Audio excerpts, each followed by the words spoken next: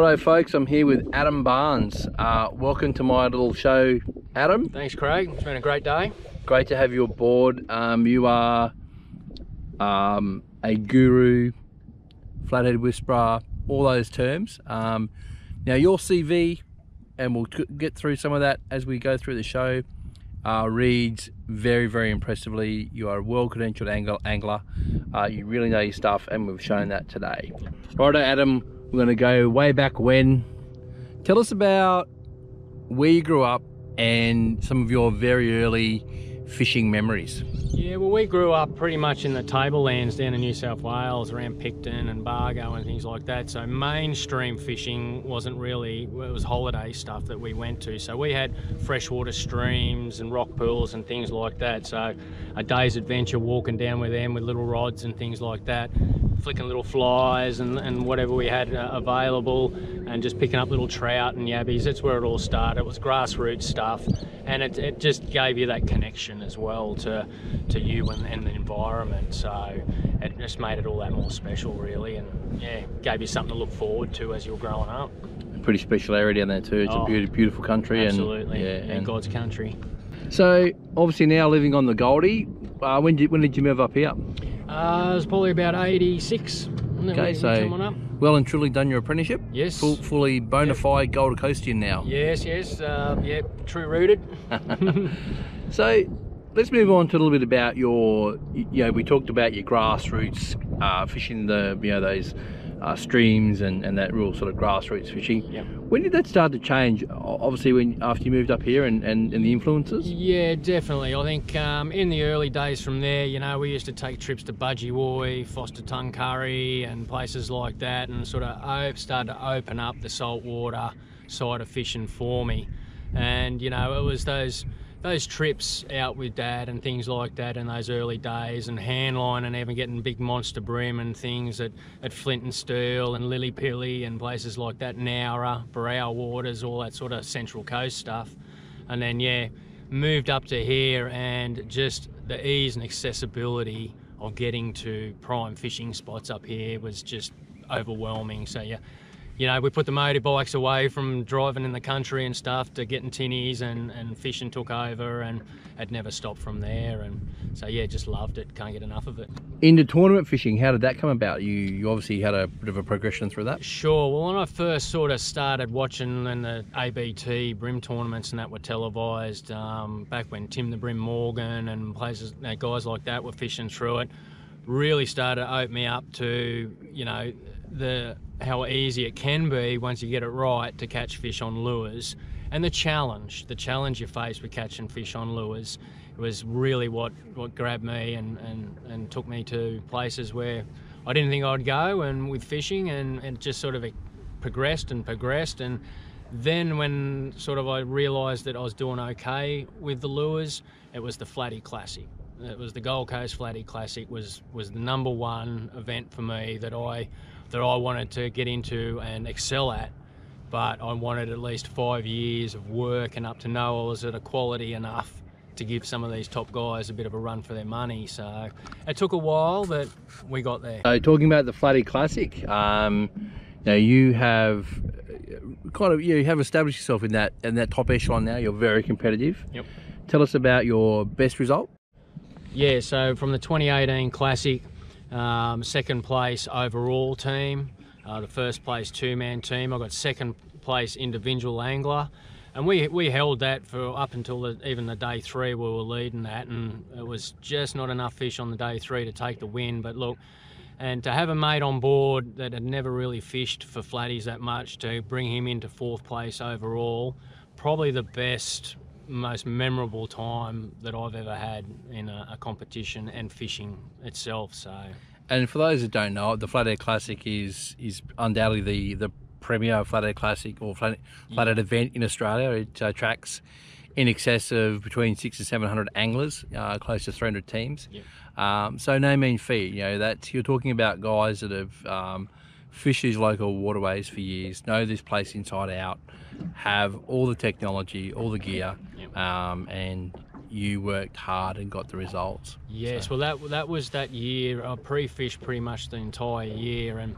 it was just fortunate that the flatties were on that year for some reason. They were thick and all that. So it continued all the way through the year. So we had a really good established lure selection that was working and spots that consistently held the fish. And yeah, that's what it comes down to. As you know, there's no substitute for time on the water, and that's what it was about. So, and from that result, you were provided the opportunity or asked to become what we call a Top Gun, yep. which is another event at the club run where you're auctioned off. Tell us a little bit about that experience, because it's something that is pretty special, very unique. Yes. So it's special for the guys who fish as Top Guns to be selected, yeah. but also it's great for the guys who bid on you and essentially fish with you to be on a boat with you and learn. Yep. And that's what that's all about. It's not necessarily taking the win or anything like that. It's getting guys out on board, showing them what we do, how we do it. And I know that the guy that came out with me on that year, he said, mate, I only got 3 fish all day, but I went away with 1,000 new ideas and points. He said, and that's just from what you show and how you do what I do. He said, opened my mind and my eyes up to 1,000 new ways of catching fish. And I'm not the world's best flathead fisherman, and I would say today you showed me some 1%ers, and those 1%ers will definitely translate into more fish. I mean, that happened today. I've never caught that many flathead in one day before, so immediately you showing me those little 1%ers that make that difference, and it impacts your fishing. Like you can't buy that. No, and that's right, and that's what I say about that time on water. It's working out certain profiles, and certain things work a certain way, and you got to study your fish, and you got to think like a fish. You got to know your fish. And you know, flathead or ambush predators, yeah, they will actively come up in the water column and chase around, but 90% of the time you got to keep the lure down in their zone, and that's what you got to work out, and that's what we did. And yeah, if you can get that across to people, that 1% can make a big difference. As you are, Yeah. and yet I'm not getting the fish, and you are. And I said, just slow it down, keep it down, and keep your angles nice and low. Bang, Yeah. started picking them up. I said, you're getting it in the fish's face, and then you got to think, when you're taking your rod from there to there, you've now moved your lure 7.5 feet. Yeah, up.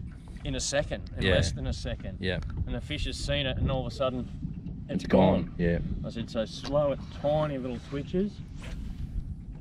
And it's one of the main things, and you'll even see like Georgie Sands and the boys there, the slow wind, Yep.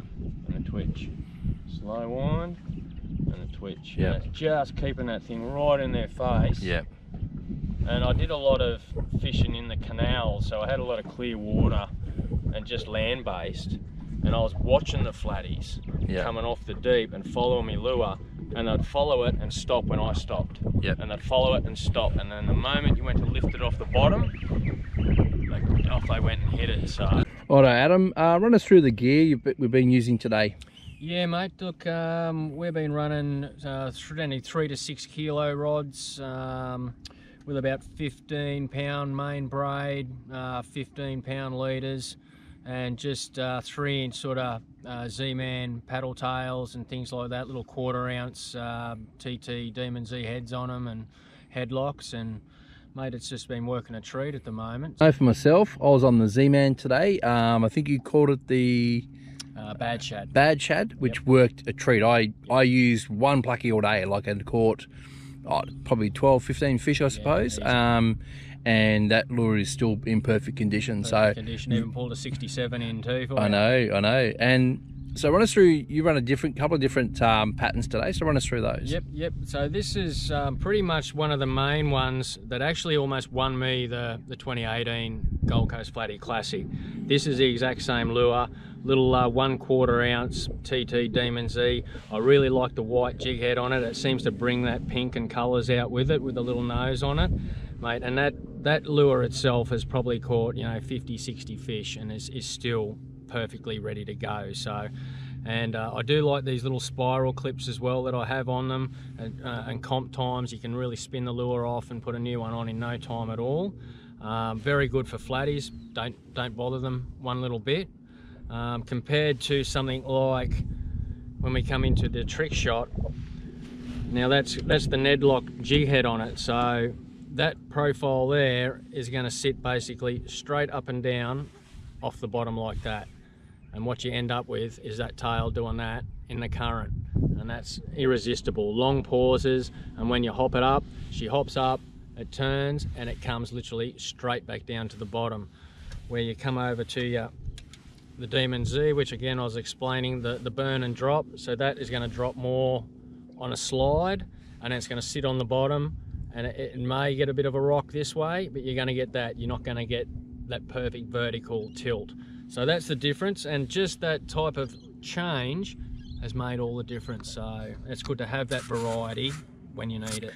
Comes down to what the fish want on the day, right? Exactly. That little subtle change. Yep. Even the size of the lure, we talked about that today, going from a 4-inch to a 3-inch, and or even down to a 2-inch at times, if that's what they want. They like sometimes they just want that smaller profile. Definitely, and we always our rod's rigged up with each one of those profiles on it, so we spend less time deciding. It's already there. We just throw the 3-inch for a little bit. We go to the 2-inch. There it is, and you'll work that until it stops, and then you might have to go to a creature bait profile. So we have rods set up with each one of those, so it's specifically designed for that reason. We can chop and change the size of profiles to match the hatch that might be there at the time. So, where's your favourite place to fish? Oh, it'd have to be pretty much from the central part of the Broadwater here, north up towards Jumping Pin, and out towards Jacob's Well and things like that. It just gets so secluded up there, and there's that many little islands, tributaries and things. We got them on the southern end, but just nothing like up the top there. So that's my favourite spot. Love it. All right, we're going a little bit further abroad now. Unlimited funds. Where are we going? I would really probably like to go and chase some black bass out in PNG. Yeah, up nice. in New Guinea there. You know, we get our jacks over here and things like that, but those things are just brute. So now you're a little guy. I'd suggest you probably go to the gym before you. Yeah, I might have to harness in. I've seen some videos where they're using boats to pull them out. So yeah, 100-pound gear and stuff like that. It's getting snapped like cotton. So, but yeah, that's definitely something on my bucket list I would like to go and do. So for sure. Nice. So obviously, well established in the Flathead scene, if you want to call it that. Yep. And then you also diversified, I guess, when the club brought on board the Queensland Team Series, which is a series of brim events. Yep. You teamed up with young Mitch Ferris. Yes. And you guys have had success in that arena as well. Yep. Current John Wright Memorial champions, yep, holders of the trophy. Yep. You know, you've won multiple events. You've had big brim. How did you go transitioning from, you know, I guess targeting flatties to the more finesse, I'll say finesse, yep, and the different techniques? Yeah, sure. Well, brim and fishing light stuff for brim was pretty much where I started off. You know, a lot of light hand lining and things like that. So I pretty much knew what fishing for brim involved. It was just transitioning to the lighter lures and the lighter drifts and things like that, yeah, it got into it. And you know, it wasn't a heavy transition for me. It was quite easy to do, and you know, teaming up with Mitch as someone that was a pretty gun angler on the brim as well made it all that more easier. So yeah, together as a team it just clicked. Yep. So we've covered a fair bit over your fishing journey and your accomplishments and that kind of thing, but who would be the biggest influence in your journey in your fishing career?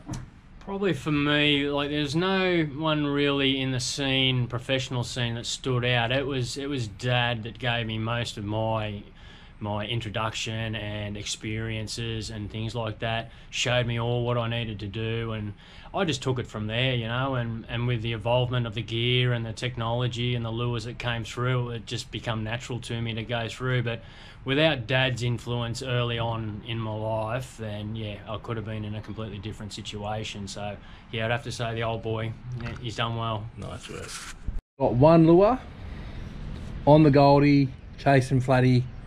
What are we tying on? Mate, 3-inch minnow Z. Now, any day of the week. It's probably the most successful profile in the last 5 to 10 years that I've caught consistently good fish and numbers of fish on. Colour? Colour, look, anything from white shrimp, through to green lanterns. There's some really nice new colours that have just come out. You've got like Tata Salad, Beer Run, Slam Shady. There's a few of those that, yeah, take on profiles and colours around them and become basically part of the bait fish profile. And yeah, 3-inch minnows these any day of the week. I know one of the things that we have in common when we go fishing is you and I are pretty passionate about mental health and the impact of fishing, the positive impact of fishing on mental health. Tell us a little bit about what it means to you, what the importance of that is for you. Oh, you know, it's extremely important. As you're probably aware, it's our escape from the world and what's going on in the world. So look, you know, it clarifies your mind, it clears your mind, it gets rid of a lot of the stress and things like that. You have a couple of mates on board or a partner on board, you get days like we've got today, you know, your worries just melt away, and that's, given today's society, the year that we've had and things like that, the cost of livings that are coming through, no other better way. Studies in America prove that a day's out in the water fishing was the best thing you could do for your mental health above all other things. So look, you get an opportunity to come out with myself or Craig or any of the guys, get on a boat and enjoy a day out in the water, your troubles will melt away, and it gives you a reset to go back for the next day and do your next week. So it's extremely important to me to get, you know, and mental health's such a big issue these days. We need as much help to people as we possibly can. Now, you are fortunate to have an association with a few of the big name companies around the place. So do you want to give a shout out to those guys who support you on the water? 100%. Look, to Z-Man for just their quality of lures and products that they bring out. They're second to none in my book. I've never found anything close to them in the years that I've been fishing that consistently stay as well as they should in their perfect form for as long as they do. We proved that today. We caught Yep. a stack of fish, and look, I used one plastic. Yeah, and you'll be able to put that back in the packet, take it out next week, catch another 20 fish on it, put it back in the packet, catch another 20 fish, and it just continues like that. Unless you get bitten off or snapped off, they're pretty much indestructible. So look, Akuma for their rods and reels, they're really coming out with some quality products now, and definitely rivaling some of my top line, top shelf gear. And I'm looking at Tackle Tactics for all the hardware, so the jig heads and things like that. So with those 3 sponsors alone, it covers the whole perspective of my fishing. So yeah, look, to those guys, thank you very much. I couldn't have done it without you. Adam, thanks for your time today. Sue and I have had a ball. Yep. We've learned a stack load from 1%. You know, like I guess, you know, you can have a fishing brain, but if you just get those little tips and tricks, can turn you from, you know, we would go out and average maybe, if we have, you know, get 10 flatties, we've had a good day. Today we've just surpassed that because you've just taught us those 1%ers. So thanks for that. For you, what's the future hold? What's in the pipeline? Yeah, definitely. Well, for me, I want to take it, you know, as far as I possibly can with it, and hopefully, you know, try and get away from work and all that, and make this my specific source of income. So, taking people out, teaching them what we do, how we do it, different styles of fishing, whether it be flathead, whether it be brim, whether it be mangrove jack, anything like that is where I like to go, and possibly see some more bigger comps like this sort of progress through the Gold Coast Sports Fishing Club and things like that. Like this year we've had the Mangrove Jack Classic, we've got the Flatty Classics, we've got the Brim Comp, so we've got a really nice wide range of things to target here. So that's where I'd like to go. I'd like to be, you know, Going to the sport. Yep, getting paid to do what we do best, so for sure.